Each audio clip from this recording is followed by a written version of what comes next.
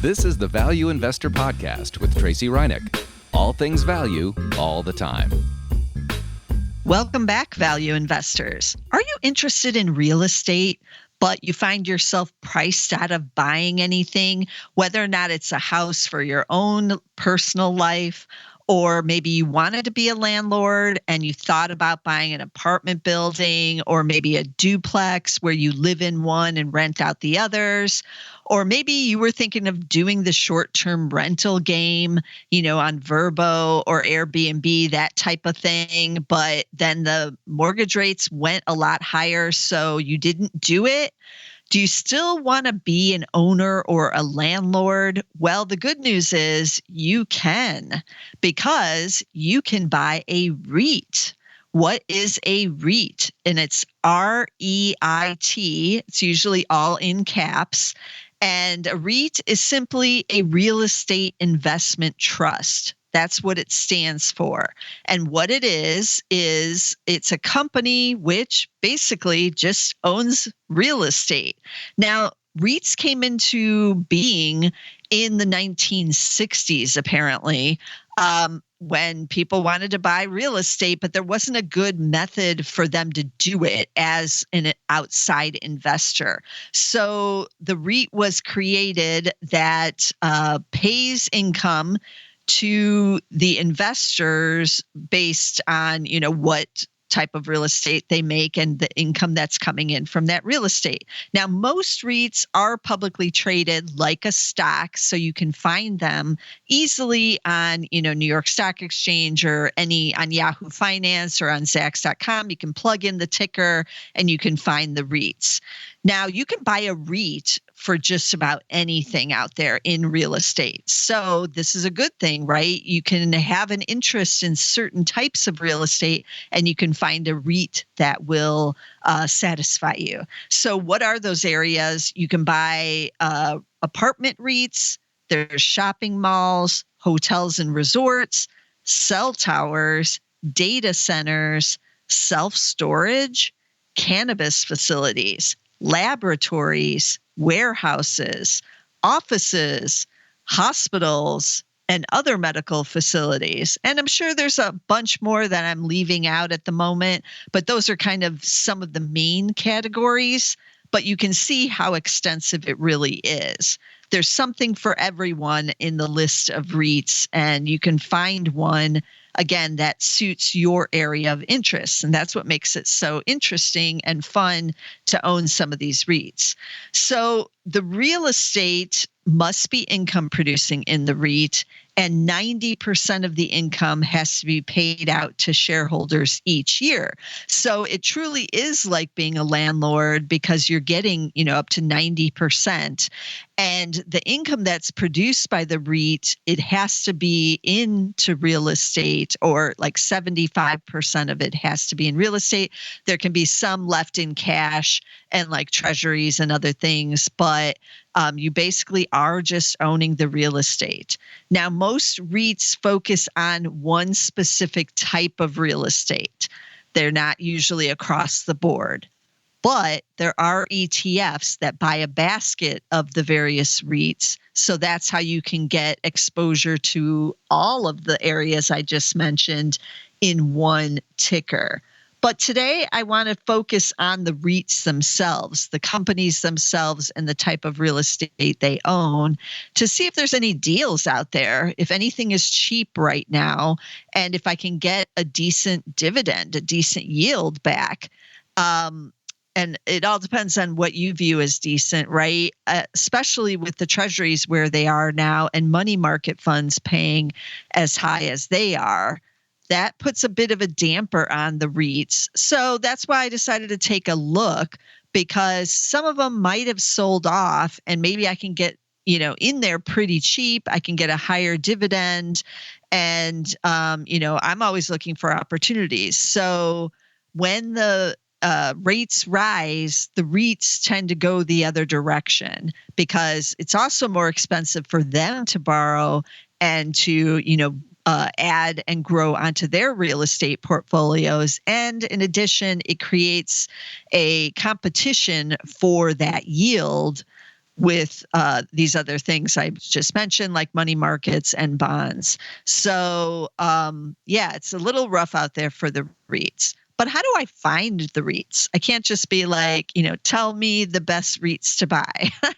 We could try that in ChatGPT. I wonder what it would give. I didn't try it, but it again all depends on what you mean by best and what you're looking for. What area do you want to be in? What kind of dividend yield do you want?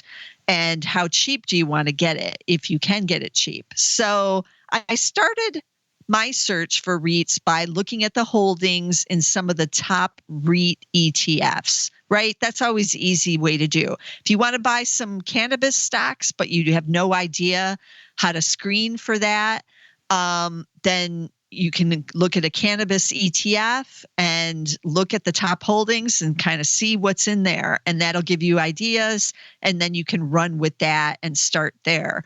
So that's what I did for the REITs here. I looked at the top 10 on some REIT ETFs, it gave me a list to start with, and then I was off and running. Now, I was interested before I started this, research on this podcast. I was interested in owning data centers.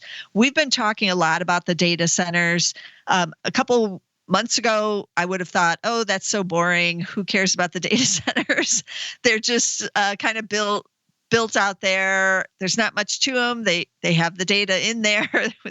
They're air conditioned. That's about it. But now with AI exploding, I'm much more interested in who owns the data centers, who's building the data centers, who's cooling the data centers, anything, who's providing the chips for the data centers, anything with the data centers, because I feel like we're in the beginning stages of a multi-year boom in the data centers because AI uses a ton of data. It just does.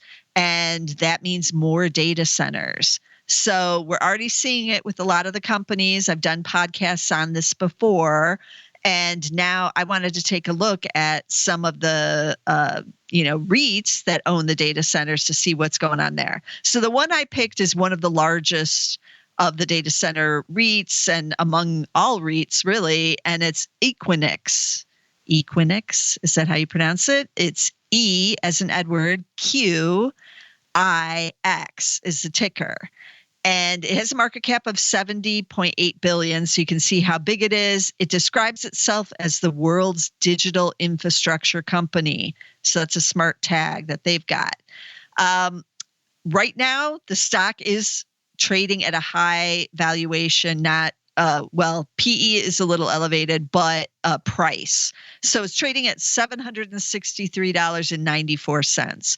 I know many of you don't like buying stocks that are, that expensive on a per share basis, because it is kind of a drag, right? You might buy like 3 shares, maybe you buy 1 share even. I've done that. So that's kind of a drag, but that doesn't necessarily mean, that it's expensive on valuation. But as I just mentioned, it is a little elevated. Its PE is 23.7, but its PEG ratio is just 1.6. So that's not too shabby. Year to date, these shares are up 16.6%. That's beating the S&P by only a little bit, which is up around 16% right now. And I'm recording this on September 20th, 2023. So I took a quick look at it, just what it reported in the second quarter. Revenue was up 11%. And why was it up? On strong demand due to AI. Of course it is. It has 53 major projects underway across 40 metros in 24 countries. So you can see the demand for the data centers is very strong. It does pay the dividend, but it's yielding only 1.8%. So that's pretty low for those of us who are wanting to get a REIT to get that yield.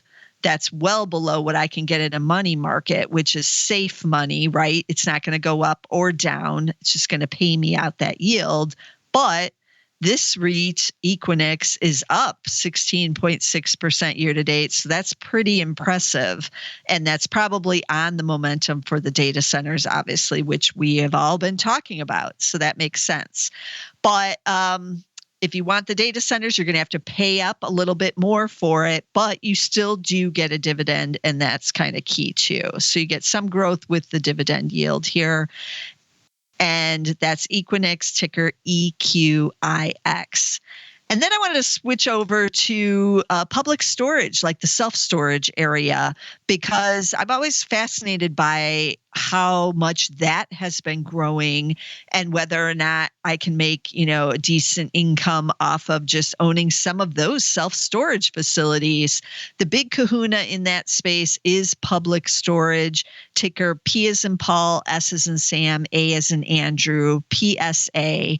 Year to date, these shares are down 2.7%. It does have a market cap of $48 billion. So as I mentioned, it is one of the big guys in public storage and in all of REITs, actually. It's trading like EQIX at like a high price point right now at $272 approximately. But its PE is a bit lower at 16.1 times, but its PEG is higher at 3.4. It did just spend $2.2 billion to acquire Simply Self Storage, which has 127 properties in 18 states. 65% of those properties are in the high growth Sun Belt area. That's the area where everybody's moving in the United States. And so when you move and you buy a house down there, you might have to get at some extra storage, right? Not a lot of basements, I feel, down in the Sun Belt. It's just kind of not, the ground doesn't allow for that. So you can't fit everything in your garage. You got to put it into storage somewhere. So this is a good acquisition, I feel, but you'll have to tune into the conference calls to see how accretive it is going to be to earnings. Now, what's the dividend? It is a nicer dividend with public storage. It's yielding 4.5% right now. That's pretty juicy. But again, the shares are down 2.7% year to date. So they are getting a bit cheaper here as the yields go up. So there is some weakness on the shares, though, but you are getting paid that nicer dividends. So that's public storage, ticker PSA. Then I did look at shopping malls. Everybody's been talking about the death of the shopping malls for forever, but the big kahuna there is Simon Property Group, ticker SPG. S as in Sam, P as in Paul, G as in George.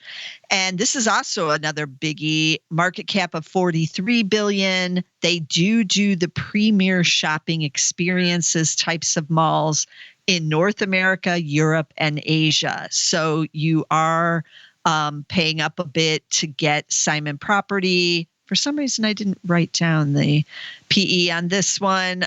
Sorry about that. I did not look it up, but it's been cheap for a while. Year to date, it's down 2.3%, but over the last 5 years, it's now down 37%. Now, that 5-year period includes the pandemic, and the shopping mall stocks and these REITs really got hammered in the pandemic. They have rebounded and come back off those lows, and they're resuming paying a dividend for the ones that halted it. Most of them did halt it, but still, it's been rough going because everybody believes the shopping malls are going to be dead, but not all of them, including the premier ones. If I had to buy one, I'm buying the best ones with the movie theaters, the mini golf component, the bowling alleys, the farmers market, maybe some apartments overhead. I don't know if they own the apartment ones, but that's what I want to own, these premier shopping experiences. Now, this does have a dividend, and it is yielding a very nice dividend right here at 6.7%. It's trading with a little bit higher price as well of $114 or approximately right now, but you are getting that big dividend yield, and that's what you're looking for if you want to be a landlord. You want to get that dividend. So that's Simon Property Group, ticker SPG. Okay, then I wanted to look at hotels because we all love them, and it is one of my favorite areas. And the one I picked was also one of the bigger ones in the hotel space, Park Hotels and Resorts, ticker P as in Paul, K as in Kitty, PK. and it's just 2 letters. And it was spun off a number of years ago from Hilton, so it has a lot of Hilton hotels, and it has 41 hotels and resorts right now, market cap of $2.7 billion. So it's on the smaller side compared to these other ones I was just talking about, but it's fairly sizable for a hotel type of REIT. And this one, price point is much lower. It's trading around $12.50 right now. And this one is a lot cheaper. PE of just 6.5, PEG of 0.8, and year to date up 6.5%, but the 2 years, it is actually down about 35% now. So it's been a wild ride with a lot of these hotel REITs as well. Most of them definitely suspended their dividends during the main part of COVID, but have resumed now. This one, it has resumed dividend of 4.7%. So that's a pretty nice dividend. I took a quick look at the second quarter, and RevPAR increased in their urban hotels, which they have a lot of exposure to. So Chicago and DC hotels up 23% year over year, but the big winner was the New York Midtown Hilton, or Hilton Midtown, I guess is its name, up 26% year over year in RevPAR, which is a key hotel component. Earnings expected to be up 26% in 2023. That's a nice gain, up to $1.94 from $1.54. But keeping it around the same for 2024, we'll see what happens in 2024 with travel at about $1.92 there for 2024. But they did say in the second quarter that forward bookings continue to increase. So they are seeing a lot of event type of things like weddings and whatnot, as well as just the traveler, the leisure traveler continues to be leisurely. And some of the business travel has also returned. But what if you didn't want a REIT here and you didn't want the structure of the REIT? You don't care that much about the dividend. There are some hotel stocks you can buy that are not the REITs. So I took a look at one of those. One of my favorites, just mainly because I like to go to this area of the world, is the PLYA Hotels and Resorts, ticker PLYA.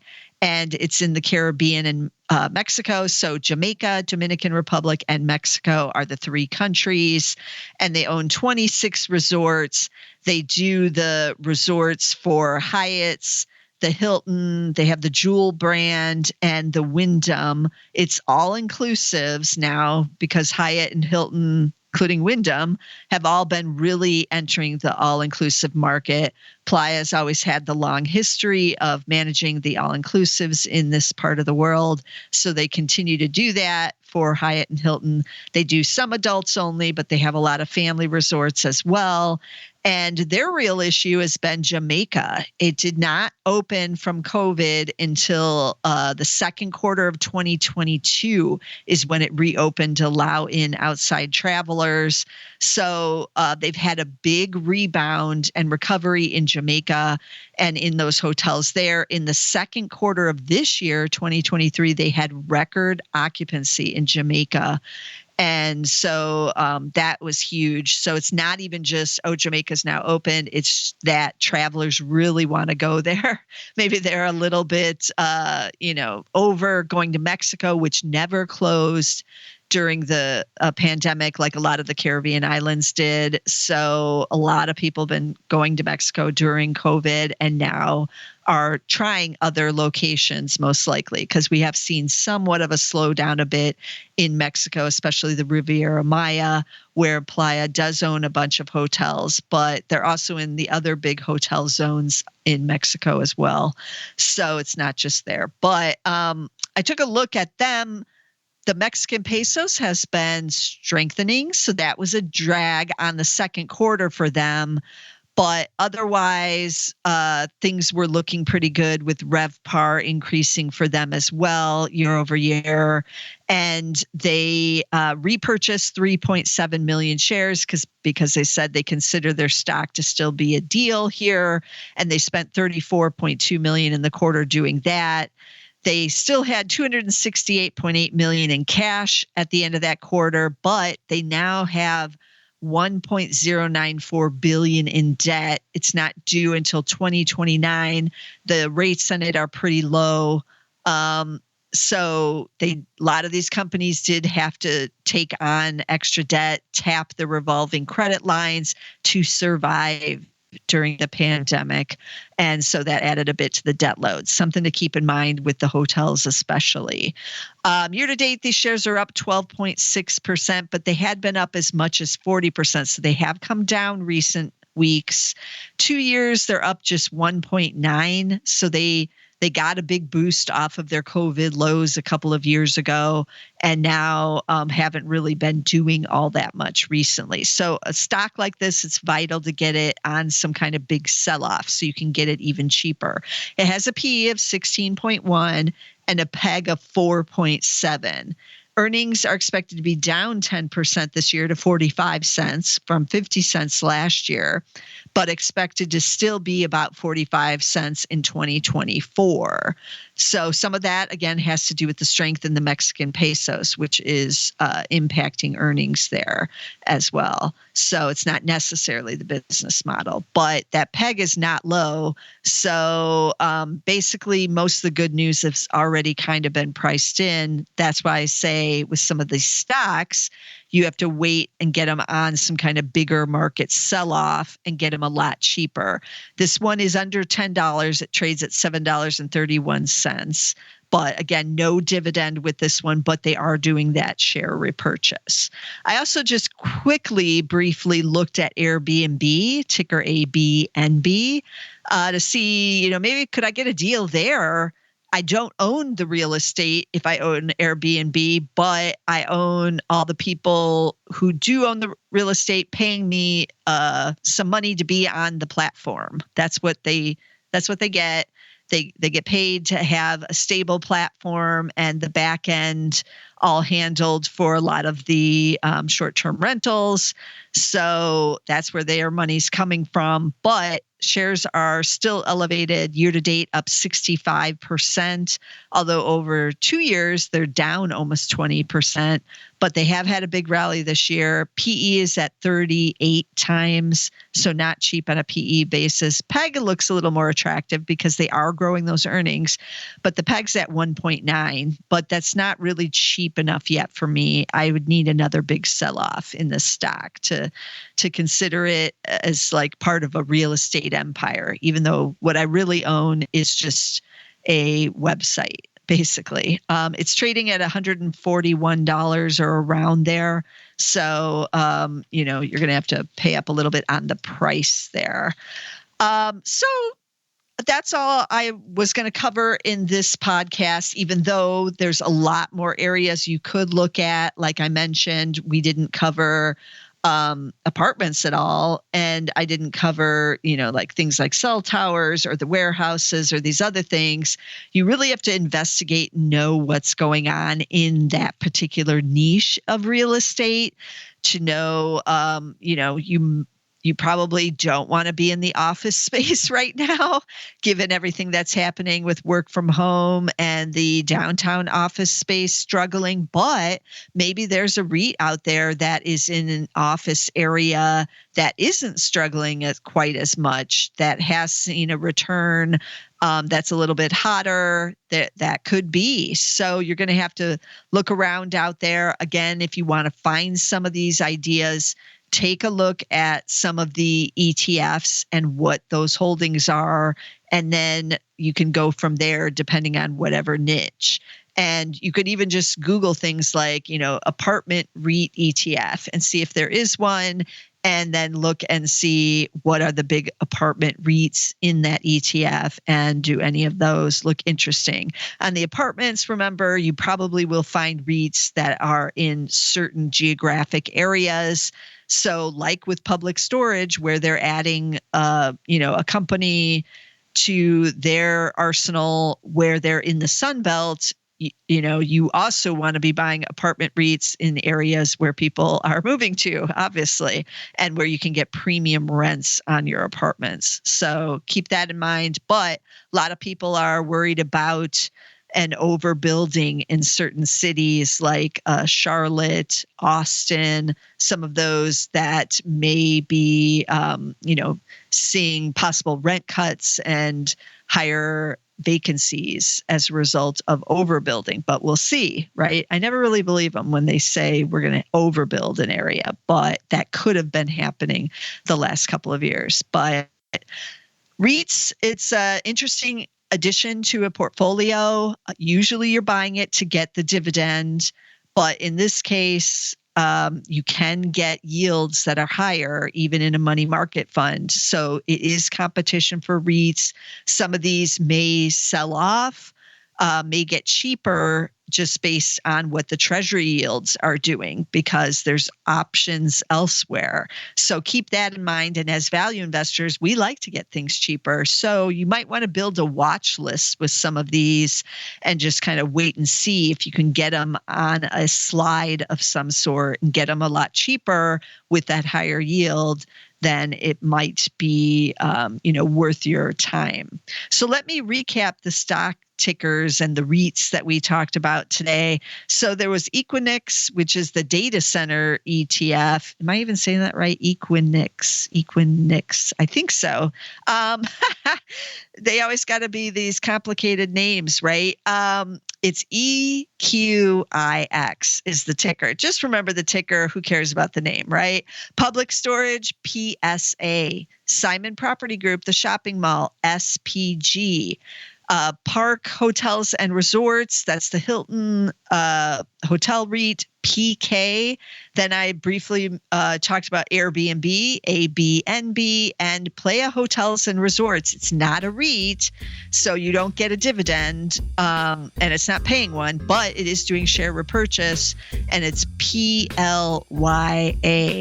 So as always, I tend to try to bring you as many value stocks as I can every week. There is value out there, as we saw even with some of these REITs trading with single-digit PEs and low PEG ratios. So I'll be bringing them to you every week here on Apple Podcasts. We're on Amazon Music. We are on YouTube. Go to Zach's Podcasts on YouTube, and you can find all of our podcasts there. But be sure to get us somewhere, and I'll see you again next week with some more value stocks. This material is being provided for informational purposes only, and nothing herein constitutes investment, legal, accounting, or tax advice, or a recommendation to buy, sell, or hold a security. Do not act or rely upon the information and advice given in this podcast without seeking the services of competent and professional legal, tax, or accounting counsel. Publication and distribution of this podcast is not intended to create, and the information contained herein does not constitute an attorney-client relationship. No recommendation or advice is being given as to whether any investment or strategy is suitable for a particular investor. It should not be assumed that any investments in securities, companies, sectors, or markets identified and described were or will be profitable. All information is current as of the date herein and is subject to change without notice. Any views or opinions expressed may not reflect those of Zacks Investment Research as a whole.